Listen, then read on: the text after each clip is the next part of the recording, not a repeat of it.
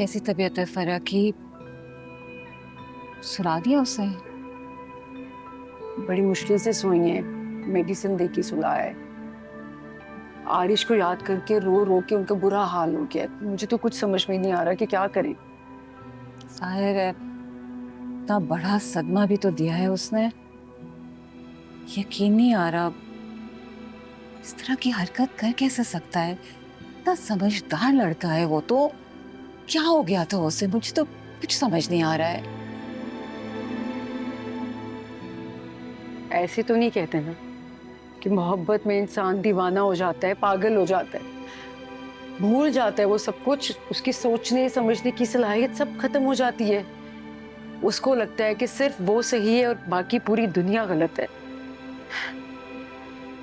मुझे तो कुछ भी समझ में नहीं आ रहा। मैं जब अपनी मामा को देखती हूँ ना तो मुझे हौल पड़ रहे हैं, मेरा दिल कट रहा है। मुझे कुछ समझ में नहीं आ रहा कि मैं क्या करूं। बाबा की डेथ के बाद मामा ने हम दोनों को बहुत मेहनत मुशक्कत से पाला है, सिर्फ इसलिए कि हम दोनों को कभी जिंदगी में कभी कोई कमी ना हो। लेकिन आरिश ने ये सिला दी है मामा को।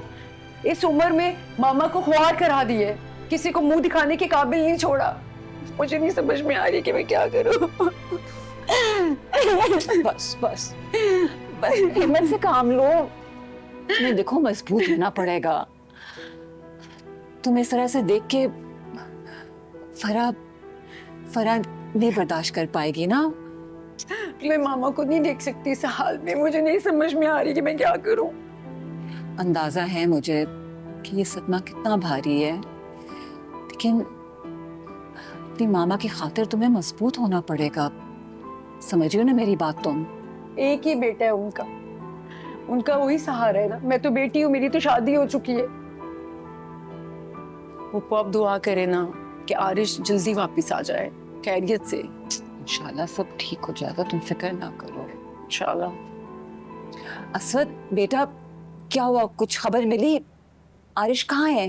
नहीं अम्मी, उसके सारे दोस्तों को मैंने कॉल किया, किसी को कुछ मालूम नहीं है। बहरहाल मैंने सबसे कह दिया कि अगर किसी से उसका राब्ता हो तो मुझे फौरी इत्तला करें।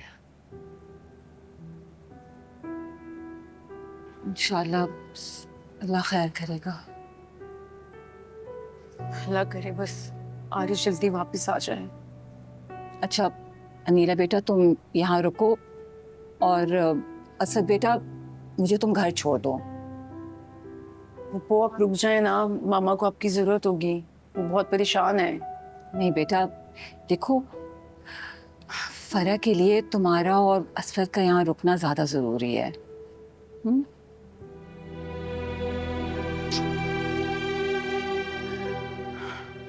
अच्छा मैं कल दिन में चक्कर लगाऊंगी। वो एजाज भी घर पे अकेले है ना, बहुत परेशान है वो भी। ठीक है? ठीक है अम्मी, मैं फिर बाहर गाड़ी में आपका वेट कर रहा हूँ। और अनीला प्लीज मोमानी का ख्याल रखना, उनको एक सेकंड के लिए भी अकेला नहीं छोड़ना, ठीक है? आ जाए अम्मी फिर आप। हाँ मैं आ रही हूँ, तुम जाओ। ओके, खुदा हाफिज।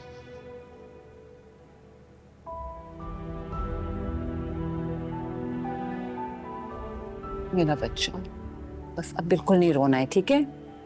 और भाभी का ख्याल रखना है तुमने। सब ठीक हो जाएगा। बस दुआ करें आरिश जल्दी वापस आ जाए। सब ठीक हो जाएगा। सब ठीक हो जाएगा। चलो ठीक है।